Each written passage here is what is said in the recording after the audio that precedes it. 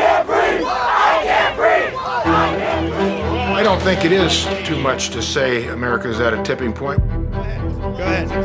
No, not you. Americans are really divided, and it's really spilling out into some of the anger that is frankly worse than any time in the 30 years I've done politics.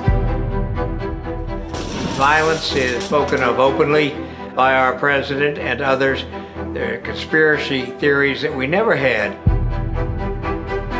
If we have another Trump election, it'll be like an American winter.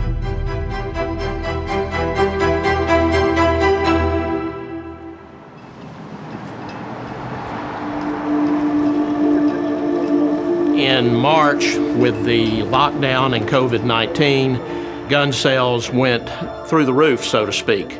But when the riots started occurring, people got nervous and started going to the gun stores to actually stocking up because of the climate in the United States had them nervous. We have our handgun section, and on this wall we have our tactical guns. Where normally we had 1,000 guns in the store, we probably have 200 now. It has really affected our inventory. It's hard to find guns. So your balance $100. Thank you. I'm Don Langford, and you're at Southern Survival Tactical in Opelika, Alabama. Our store is a tactical gun store and training center. Our customer base has always been diverse.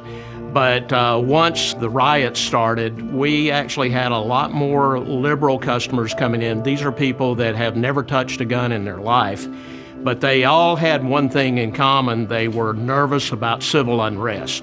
I eyeball the back sight, front sight, and the target, and I will hit my target.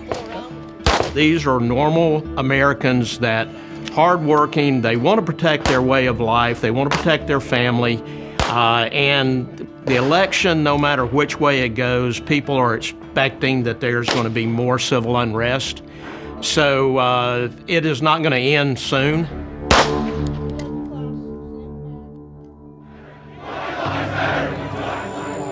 America is fighting so many crises simultaneously.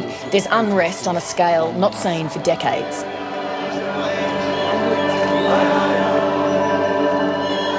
We've never experienced what we're going through now. We've got a global health pandemic that has resulted in an economic recession, distress.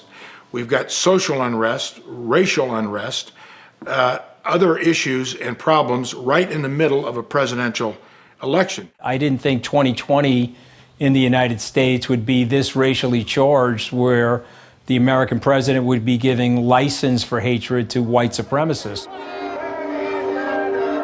The politically engaged sometimes exaggerate how they'll feel if the other side wins. But this time, it's genuine fear, and it's from people within Trump's own party too. I'm Miss Sales, this is Rich Armitage. Good evening. Richard Armitage served in George W. Bush's administration as Deputy Secretary of State. Am I nervous? Yes, I am. 3 of my children are African American, and 5 of my grandchildren are African American. And since the Trump administration has been in, racism, which has been a big thorn in America's side since probably 1619, has become not implicit any longer, but explicit. And I hear this from my grown children. And I am nervous that if Mr. Trump wins, then this explicit racism will continue for somewhat longer.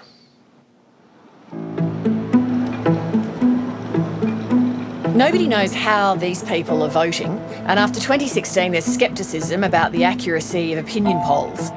But almost all of them show the president is on track to lose. The question is how Trump and his supporters would react to that.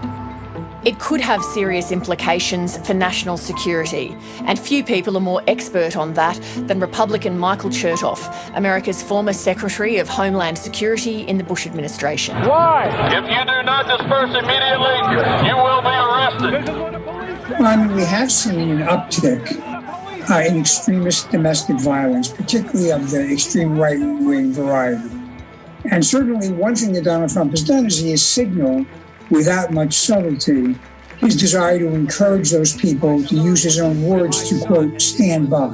Proud Boys, stand back and stand by. So I am concerned that we could have an uptick of violence.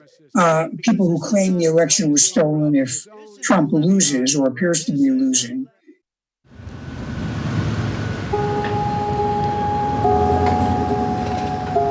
In this Latino neighbourhood in Houston, there's a potentially powerful bloc of voters, but attempts are underway to clip their turnout. Since the turn of the century, the Republicans have faced a real electoral dilemma. The country is becoming more multiracial and they have been becoming more white. And what they've tried to do as a result of that is maximise their own base and suppress the turnout of minorities who generally support for the Democrats.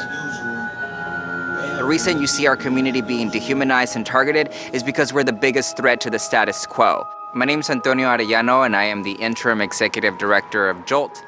JOLT is the largest Latino civic engagement organization in the state of Texas. So most of the team is going to be in these neighborhoods that's right here. We're going to walk with a team of 3 that we have. Today, JOLT is on the ground across the state, canvassing door to door in Latino majority neighborhoods.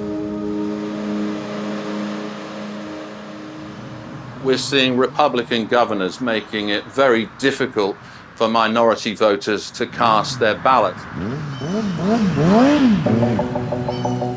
so we just need 12 more. Ready? Let's do it. Cool.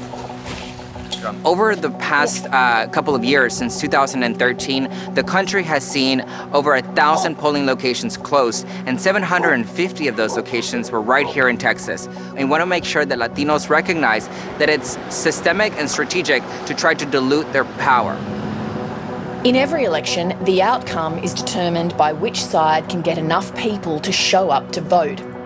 This year there's a curveball. The pandemic means millions of Americans are posting their ballots. I think the Democrats are really pushing early voting in any fashion. They don't want just to win, but they want to win big because they are afraid that Donald Trump is going to be, the election will be close, and that he will tie all this up in the courts, that he won't, as he said before, that he won't accept the election results. We got politicians out here getting paid to do nothing. That's right. Everything is on the line this election cycle. The stakes could not be higher for the Latino constituency. When you come after immigrants, you're attacking our families. And that's one thing that Latinos cherish the most. When you come after our families, we will come and vote you out of office.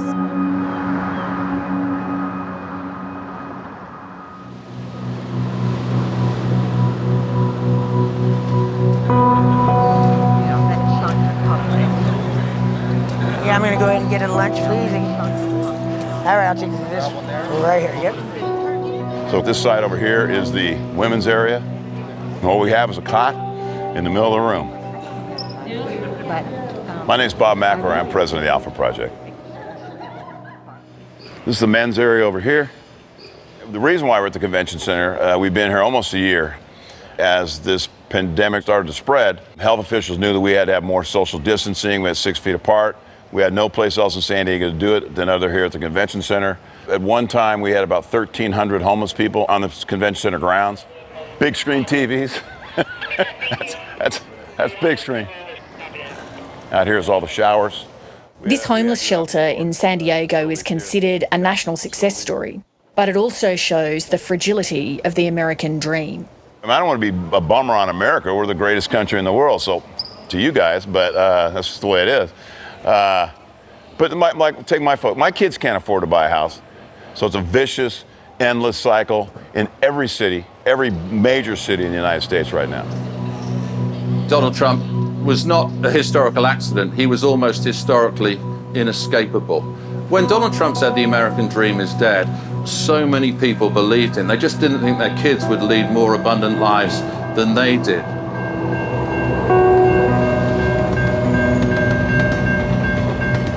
America's economy has taken a battering recently, but the truth is inequality has been worsening for decades. The difference between rich and poor has never been greater, and the pandemic's accelerating a trend that's causing the middle class to thin out. I mean, we don't have them, but we have the rich and the poor nowadays, and the middle class that pays all the taxes, we're crushing our middle class. I'll admit this to you and your viewers, I'm one of those responsible for it. For years, my colleagues and I, we worked hard on alliances, we worked hard on free trade agreements, we worked hard on all of these different negotiations. And there were always winners and losers. We never really accurately considered that 30, sometimes 35% of our population was not winning. Trust in government is in long-term decline too. Just 17% of Americans say they now trust the government to do the right thing. You can watch any campaign season and all these promises are always made, but nothing ever changed, and it usually gets worse. This incident has made the American public... The only job in my career that I've ever desperately wanted was to be the ABC's Washington correspondent, and that's because I love America, its history, its culture, its people. I love it so much. Oh, it's beautiful, Mike, it really is. The best of America is truly exceptional, but the worst of it is heartbreaking, and that's been magnified in recent years.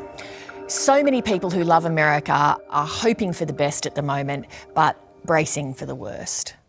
I'm not optimistic. I mean, our politics in this country have become so partisan. You know, I say my prayers every day that good Lord pulls us up out of this. USA! USA! What is happening now is it's got the whole pulse of the country very upset. I hope to God that it ends soon. We get back to some kind of normalcy. I have never felt more stress under the presidency of anyone in my entire life. Walk away and a cop says don't walk away. There's much disaffection in this country. People are not happy, and people are upset. It really is quite bitter right now. There's so many people in this country that are so angry. My fear in advance of this election, regardless of who wins or loses, I just do not see how this country comes together.